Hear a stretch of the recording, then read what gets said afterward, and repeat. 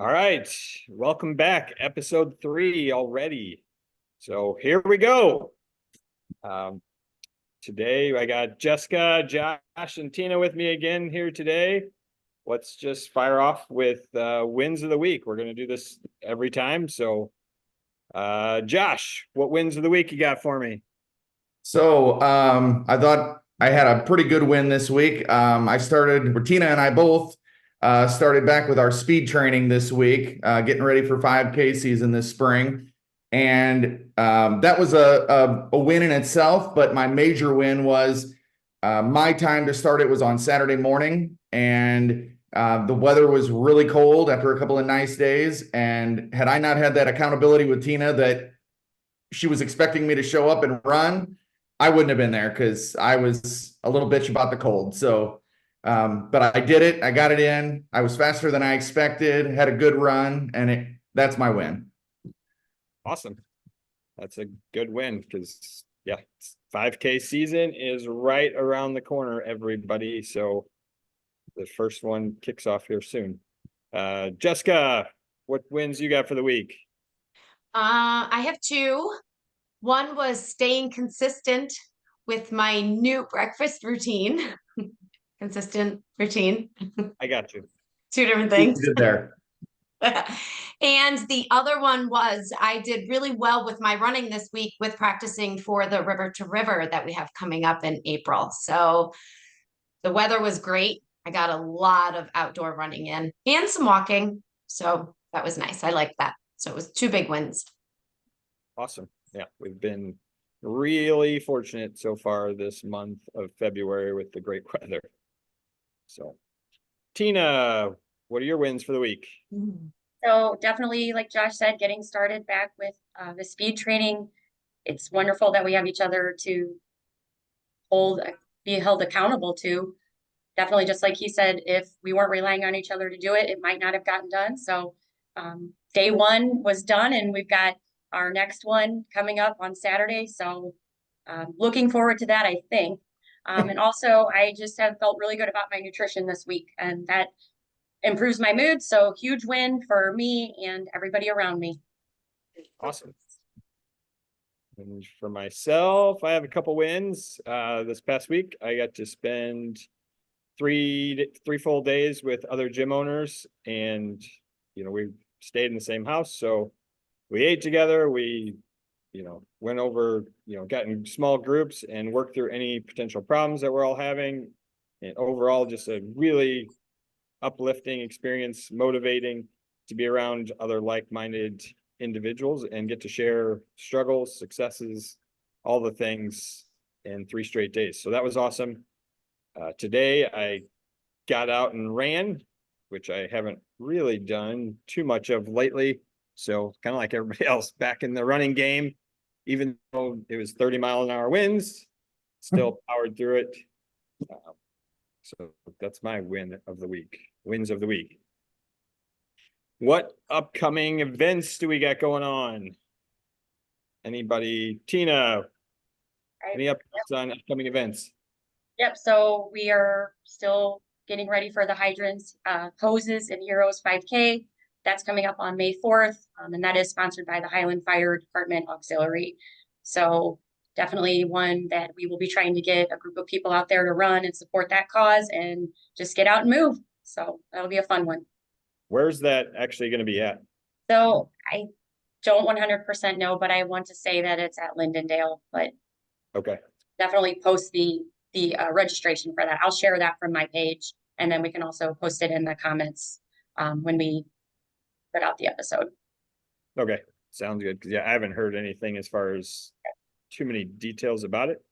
So as soon as we find out kind of where it is, we should probably share that.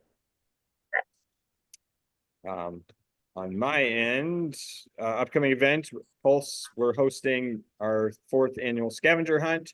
We touched on it a little bit last week. I want to go into a little more detail as far as kind of let everybody know what to expect from it.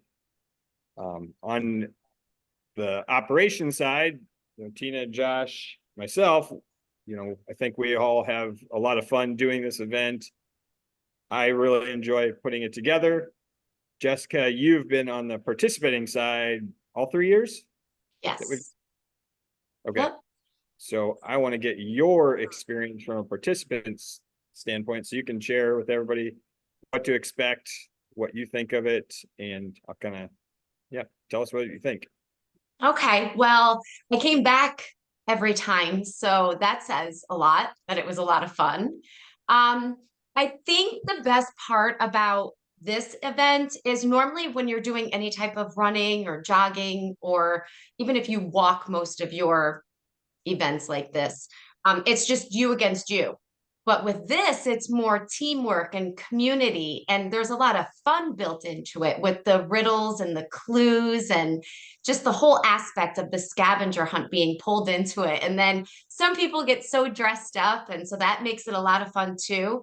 And then afterwards, how everyone gets together, that you have that big sense of community and you're all celebrating together, and you don't have to be the fastest person to win, right? Because you're working together as a team and you're all kind of trying to figure your clues out together. And then there's other people that you may not even know that are running around town with you, and you're sharing and you're helping each other. So it's a really big sense of community, and it's a lot of fun. I enjoy it, and I'm kind of bummed that I don't get to run in it this year, but I'll have a lot of fun watching it from the other side and seeing everyone else enjoy what I didn't get to see before.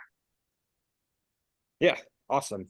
Yeah, to me, that's one of my favorite parts about doing this race is I get to help try to create it to where, every other race around is all about just who's the fastest and they automatically win. Like this gives everybody an opportunity, like you can be competitive, but the variables that go into who's going to win have very little to do with speed versus, speed is an aspect. Obviously, the more things you can get to, the faster, but you still have to know where you're going. I know in years past, people have taken much longer routes than other people. So just because they're maybe a little bit smarter / wiser, it's a huge advantage as well. Or they know the town better. The town better, whatever. There's all kinds of hidden things that to where it's really anybody could win, which I think makes it fun and even more fighting to, get some other people involved that wouldn't maybe normally 5K is not their thing. But this is an opportunity to get involved in something that's can be a little bit competitive and know that, really anybody could win or, we kind of go from there. Tina or Josh, do you guys have any perspective from the inside looking out or as far as your personal experience with the race? How many teams are signed up, Jeff? I meant to ask you that. Yeah, so we're already at 17 teams of 6. So to put that in perspective, the first year, I think we maybe had 50 people total. So we had about 25 teams. We used to do it in teams of 2. So the last 3 years. And then the second year, I think we had closer to 45 teams. Last year, we had 55. So 110 total people. We're already up to 96 people, right? Did I do my math right? No, 102. Don't ask me, I'm not good at math. But just from the operational side, from when we started doing this, probably the coolest thing about it was that it just came about because we were looking to have an event when the year that COVID kind of canceled everything. And we quickly put something together to have something to do. And then it's grown from here to now. This is our 4th year. We're making it an annual event. We're using it to give back to the community. Like Jessica said, people get dressed up. People that aren't normally you're not gonna see them at a 5K or whatever. They're there with their families and their friends, having a good time, getting out and moving, just enjoying the day. And we've seen a lot of fun pictures and videos. We should definitely do a compilation. I know we talked about that, Jeff, of just different events or the activities we have people to go do and just the creative stuff that they come up with and just showing just how much fun it is just to get out there and do it. So that's my take on it. It's always been a good time, and it was kind of born just accidentally. And now it's something that a lot of people that have signed up since year 1, like Jessica, they look forward to it and are coming back and will keep coming back. So that's really cool. Yeah, for sure. Josh, what's your take on the event? You've helped out a couple of years. Yeah, I think, you guys hit it pretty good. I think the only thing I could add is maybe because every year I'm kind of stationed at the gym. I'm in the same spot every year. And I'll see our gym clients come through, and it's just seeing them out of the normal element that I normally see them, and like you said, dressed up. Attitudes are different. You've got some groups that are rush, and some of them want to, enjoy and have a drink. And, so you've got just the different elements of how the teams compete, and go about it. And then, all the new faces that, our gym clients bring with them. So just kind of a day of different kind of fun. I really enjoy it. And you get to dress up as our favorite leprechaun. I do. I did want to mention that you don't have to be a member at Pulse to sign up for this scavenger hunt, which I don't want anyone to think they're excluded. Anyone can sign up. Correct. So so hope to see everybody out there. And again, all the money raised for this event is going to the renovations of the pickleball courts at Spindler Park. So helping the two girls with their, what is it called? It's their silver project for Girl Scouts. Silver project. Perfect. So any other local events coming up that we can think of? I have an update to the hydrants 5K. It is at Lindendale Park. Awesome. And the registration is out. So like I said, we'll be sure to post that so that people can start preparing for that race. Yeah, we'll go ahead and just put that in the link, maybe a comment below. We'll put the link in there, so everybody will have it when they see this. All right, now on to our topic of the day or / week is we want to discuss healthy snacks. And this is always a topic. People are always looking for different, suggestions, tips, ideas, whatever. And snacks kind of comes in all different forms. So we're all going to, I think, kind of have a little bit of a different view or perspective on snacks, because they're different for everybody in different situations. So Josh, why don't you go first? I know your family's got kids in sports. Yeah. So how do you guys go about getting snacks together for all your crazy amount of activity? Yeah, so I wanted to kind of focus on, since I've got baseball and softball players, and from like March through about November, we're just every weekend and weeknights, it seems like just running. And you're constantly at ball diamonds, and then concession food and eating out. I've fallen into the trap before and it's been a problem. So I wanted to kind of focus on that end of it. And like anything else, planning has been the key for us. Planning ahead, getting to the store, whether we're making stuff or whether it's just packaged stuff that we're taking along. We're trying to make better choices than hitting that concession stand. So, I will typically always pack two things: a backpack and a cooler. That way I can just take it with us. Some ballparks may not let you bring it in, but I can at least go back out to the car and get the things that I need.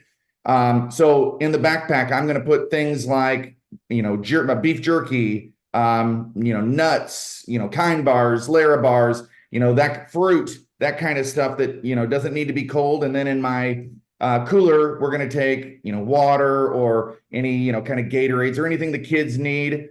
And then, any of my veg or fruits that need to be, cold. We'll pack sandwiches. It doesn't always have, we might be peanut butter and jelly or ham sandwiches. We might even do Uncrustables and just throw those in there. So it doesn't have to be fancy, but it keeps us out of the concession line doing hot dogs and pretzels all the time.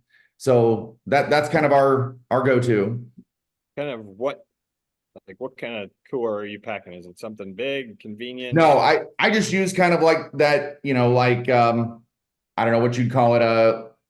What is it? Like a 12 can or 18 can, like Yeti cooler. Not a big one, just enough that I can put, because how many waters are you going to have during the day? I'll probably take, 6 or 8 waters, because the kids that are actually in the sport, they take their, half a gallon sport cooler with them. We'll normally load that up with ice and fill it up with water the first time. And then I can just top it off with any additional water that they need throughout the day. And I'll be honest, I'll typically keep a gallon of water spare, just a whole gallon in the trunk of the car. And if I have to go tap into that resource too, you know, you can save a lot of money just by taking water, because, you know, they're going to, even though it's water, you're going to hit you up at the concession stand, and those costs add up over the course of the summer too. So I'd still prefer to not buy those. So yeah, not a huge cooler, just enough for a day. Now, if it's a travel tournament and we're gone for multiple days, I'll typically take a little bit larger cooler, but I will also hit the grocery store. You know, I'll look ahead, find the nearest grocery store or Walmart, and, you know, we'll do a pickup. And if it's too much to carry along in the car, we'll hit the store and get some of those items there rather than, you know, eating the fast food or whatever while we're out. Perfect. Yeah. Avoiding fast food is, if you can just do that, like, it doesn't matter what you pack. If you can just avoid stopping to grab something fast, you're already winning. So Tina, what are your thoughts on snacks and suggestions that you may have? Yeah, so like Josh said, being prepared is probably, the number one tip that I would give anybody. For me personally, like, it comes down to just planning and preparing. What does my day look like? Where am I going to be, and having snacks with me? That's going to be different depending on, that's going to look different every day. So just having that plan in place, number one, that I know I need to bring snacks with me. And then a good rule I like to follow is, whenever I'm leaving the house, going to have a couple snacks in my purse, making sure this especially comes in handy when you're out running errands or running kids around to sporting events. That's the season of life I'm in right now. I need convenience. So I want to make sure I have stuff with me that's already packaged. And the good news is, at the store, we can find lots of already packaged nutritious foods. Like, some of my favorite go-tos are Chomps meat sticks, cheese stick, like a string cheese stick, Larabars, any piece of fruit, because you can just I can throw that right in my purse. I have it with me.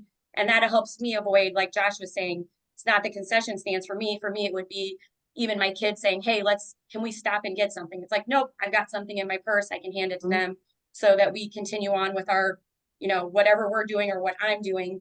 And one thing I would really like to emphasize, and the reason I'm going to emphasize this is because I have fallen victim to this. Make sure you have snacks with you that you actually enjoy eating, because if it comes down to it and you're out and about and you've underestimated the time you're going to be gone, make sure you have snacks with you like. That's going to help avoid that temptation to end up in a drive-through, or, I don't want to say any names of any places to stop and drive through to call them out, because they have good choices. But typically when I'm stopping to get something, I am not going for the most nutritious choice. So I want to make sure that I have things with me that I actually like and enjoy eating, to keep me through until I'm either home or on to my next, whatever's next on my agenda for that day. Awesome. And Jessica, what do you got for us for snacks? What are your Okay, well, I think everyone pretty much touched on the actual snack topic. I can definitely share a lot of snack ideas when we share this episode. We can put them in the comments below. We have tons of them. Something that I think is important to remember too is not to get caught up in some traps. Like, for example, I know my child, some nights she has games at 6 o'clock, sometimes it's 7 o'clock, sometimes it's 8 o'clock at night. We may have already eaten dinner. So a lot of times you get caught up in that trap where, hey, everyone's full. But guess what? By the time you drive to your game, you sit through the game, now everyone's ready for dinner number 2. So don't get caught up in that trap of, we already ate, so we're good for the night, because that doesn't happen. So again, that's when you will still want to have your snacks with you, or maybe even sandwiches for, dinner number 2.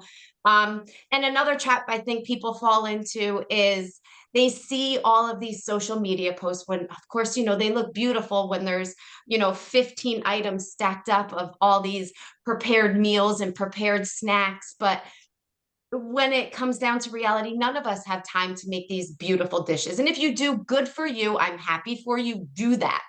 But if you don't, just keep it simple. Don't think that it has to be complicated. It doesn't need to be complicated. You can grab a huge bag of cuties and a bag of cheese sticks and be just fine. It doesn't have to be fancy. It doesn't have to be beautiful. It just has to be liked by you, by your children, and just be something that you guys are going to eat. And that's it. It doesn't have to be fancy. So those would just be the things that I would also want to keep in mind too. Perfect. And And then, can I just say that my kids are always hungry, so that's why I always have to have the snacks. Yeah. Because like Jessica said, dinner number 2, dinner number 3, ice cream, whatever, just Mhm. it's bound to happen. So being prepared, like she said, is key. And it's going to save you money. It's going to save you a Yeah. lot of money, and it's going to save you a lot of time. If you think about an 8 o'clock game and then everyone's going to go sit down someplace and eat afterwards, the money that's going to cost.